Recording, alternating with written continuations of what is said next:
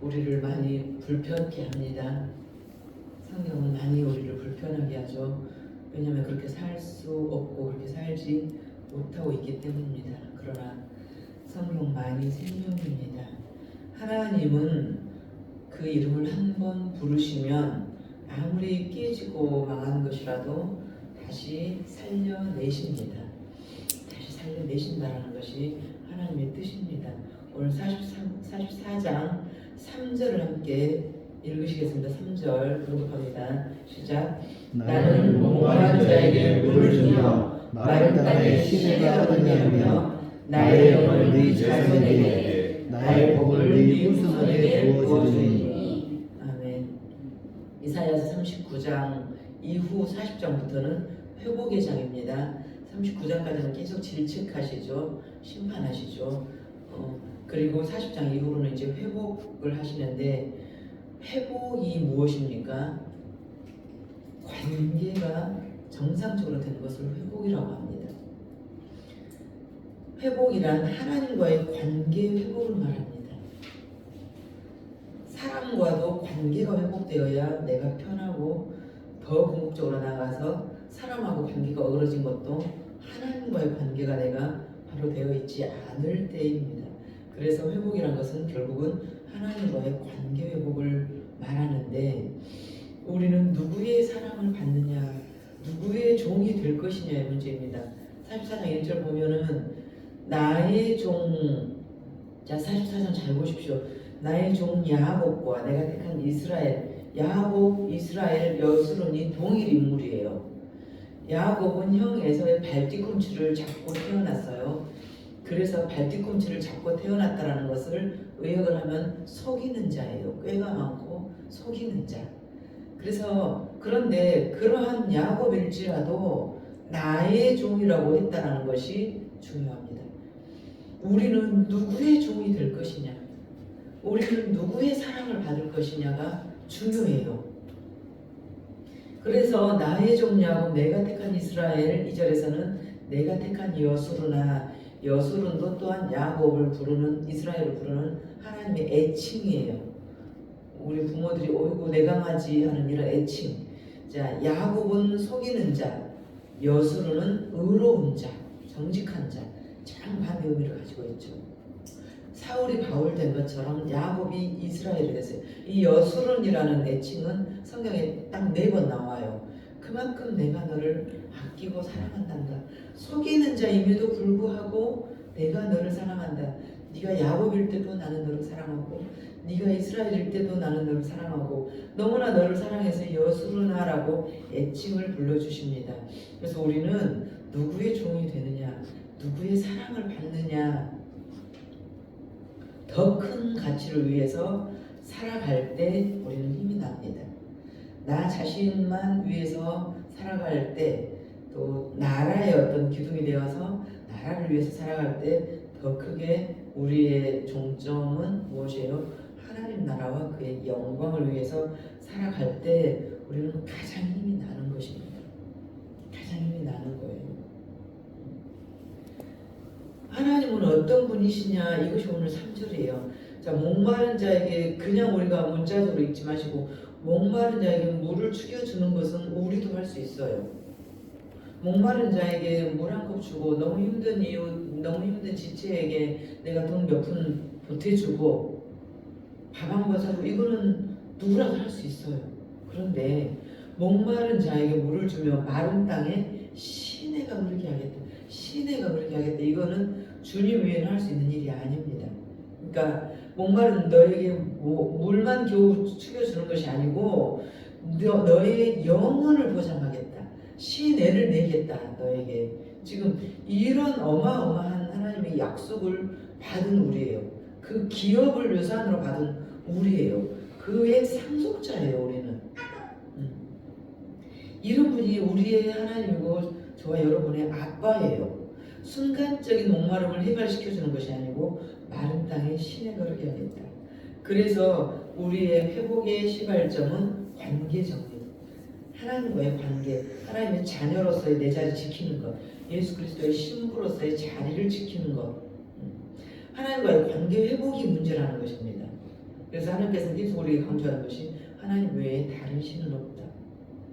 그러나 환장할 일이 이미 그 마음이 변해버린 이스라엘 아니었습니까? 하나님이 네가 야곱일 때도 나는 너를 사랑했어요. 옛사람일 때도. 그런데 이미 그 마음이 변해버린 그들이에요. 이 타락한 백성들을 놓지 못하는 주님의 사랑입니다. 상대는 변해버렸어요. 그냥 마음이 옮겨갔어요. 사랑이 식었어요. 다른 것을 섬기고 깎아서 만들어 놓고 절하고 난리를 해요. 그런데도 그를 향한 내 사랑이 안 변했다. 이것이 너무 힘든 거예요. 우리 하나님은 그런 타락한 백성들, 이미 마음이 변해버린 우리를 놓지 못하신다는 것입니다. 이 하나님을 우리가 이 시간 만나고 우리의 정체성, 아이덴티티, 내 정체성, 내 위치를 점검해 봤으면 좋겠습니다. 하나님을 한번 그 이름을 부르시면 아무리 깨지고 망가진 것도 회복을 시키시는데, 이 이스라엘을 그러면 왜 벌을 주시고 왜 심판을 하셨는지 눈으로 한번 15절 이하를 봐보시면, 15절을 이하를 눈으로 한번 쭉 봐보세요. 이스라엘 백성을 심판하신 이유, 하나님의 사랑을 저버리고 이방신을 섬기고 우상에게 절했는데 15절 이하를 보면은 나무는 사람이 땔감으로 삼는 것이거늘, 나무는 사람이 땔감으로 삼는 것이거늘, 밑으로 쭉 봐보세요. 그것으로 깎아서 우상을 만들어 놓고 만들자마자 너는 나의 신이니 나를 구원하라 이렇게 절하는 것이 우리란 말입니다. 돈 종이에 그냥 그 잉크 적셔 놓은 거예요. 여기다가 절하는 우리의 오늘의 모습입니다.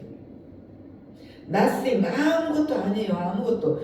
나무는 땔감에 거기다가 고기를 구워 먹고 내 몸을 덮게 하고, 그런데 나머지, 자, 나무를 땔감으로 떼고 고기도 구워 먹고 내 몸도 따뜻하게 불도 떼고, 그리고 남은 그 나무로 우상을 만들어 놓고 바로 절하더라 그거예요. 네가 나의 신이니 나를 구원하라. 이 어리석음을 보고 하나님께서 우리를 보는 마음이, 내가 너를 얼마나 사랑하는데 너는 그 내 사랑을 감사할 줄 모르고 돌아서서 다른 것들을 절하고 다니고 다른 것을 찾아다니고 다른 것을 구하려고 하고, 이미 변해버린 그 마음을 보시면서도 놓지 못하는 하나님의 일방적인 사랑입니다. 일방적인 사랑. 모든 사람은 복을 받고 싶어 해요. 모든 교회는 부흥하고 싶어 합니다. 그러나 하나님이 주셔야 가능합니다. 우리 파도타기라고 그러죠. 인생도 파도타기고 어떤 복을 받음에 있어서도 파도타기를 잘해야 되는데, 하나님께서 파도를 일으켜 주셔야 된다는 거예요. 44장 1절 2절 보면은 내 종 야곱 내가 택한 이스라엘, 너를 만들고 못해서부터 지어낸 너를 도와줄 이 여호와가 나의 종 야곱 내가 택한 여수르나, 너는 속이는 자 야곱이지만 나는 너를 애칭을 여수르나 두려워하지 말라. 내가 너를 위해서 다 해줄게. 이분이 신랑 되신 나의 주님이신데 우리가 무엇을 걱정하느냐 그것입니다. 하나님께서는 이스라엘을 부르셨고, 사람이 이 이름을 부를 때는 어디 있는지 부르는 거잖아요. 의미를 두고. 누구야 했을 때 너 지금 어디 있어? 아니면 나 좀 봐 이런 거잖아요. 야곱아, 옛 본성, 속이는 자의 본성을 가진 야곱아, 또 하나님 앞에 말씀 앞에 거꾸러져서 거룩한 사람이 된 이스라엘아, 그리고 정직한 여술은, 내가 너를 너무너무 사랑한 여술은 내 새끼. 이스라엘이 망한 이유는 이스라엘이 되지 못하고 야곱으로 남아 있었기 때문입니다. 하나님은 이스라엘로 이름을 계명해 주셨을 때는 그 이름에 합당한 삶을 살기 원하셨어요. 우리에게 성도라는 직분을, 직함을 주셨을 때는 성도로서 살기를 원하시는데, 망한 이유가 뭐예요? 이스라엘이 되지 못하고 야곱으로 남아 있었기 때문에. 주님을 영접한 성도가 된 이후에도 영접하기 전 옛 본성으로 남아 있었기 때문에 우리의 본성은 십자가에 못 박아야 됩니다. 그래서 나의 종 야곱, 나의 택한 이스라엘, 나의 택한 여수르는, 내가 아주 옛날부터 너를 잘 알고 있단다 그거예요. 그렇다면은 우리가 여기서 한 번쯤은 의문을 해야 돼요. 그 그 전지전능하다고 맨날 설교하시면서 그 전지전능하신 하나님이면은 그냥 바로 구원하시지. 나를 이렇게 이런 고난에 넣지 말고 바로 구원하셔서 사용하시지 왜 굳이 멸망시키실 수밖에 없었는가? 뭐하러 또 담갔다가 또 건져준 척 하시는가? 뭐하러 멸망시켰다가 다시 구원하시는가? 멸망시켰다가 다시 회복하시는가? 이런 의문을 가질 수밖에 없잖아요. 이 의문을 넘지 못해서 저도 신학을 했거든요. 전지전능하시다면 왜 선악과를 왜 놔둬가지고 아예 안 놔두면 되지. 애기가 위험한데 저기 꿀에다 자꾸 기어다니다 손을 넣는데 거기를 막아놔야지. 왜 그대로 놔두고 왜 그 알아먹지도 못한 애한테 왜 손가락 넣냐고 난리를 치는 이 모습이 생각이 나는 거예요. 이 성경은 우리가 의문을 가지고 계속 읽으셔야지 답을 찾을 수가 있습니다.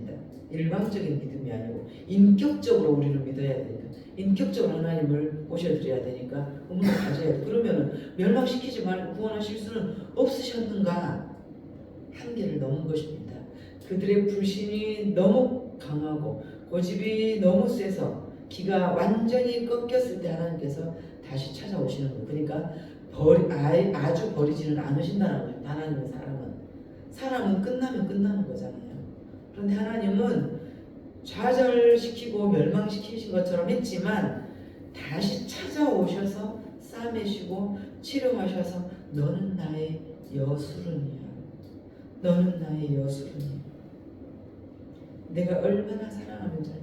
하나님은 우리를 어려서부터 잘 아시며 나를 만드신 분입니다.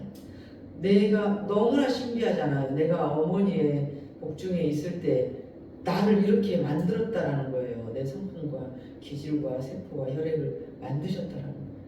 그러나 이스라엘은 자신들의 왕이고 우리의 부모이고 나의 사랑이신 그 하나님을 버리고 우상을 숭배하고 그 결과 바벨론에게 심판을 당하게 되고 결국은 하나님께서 다시 회복시키는 장이 44절입니다.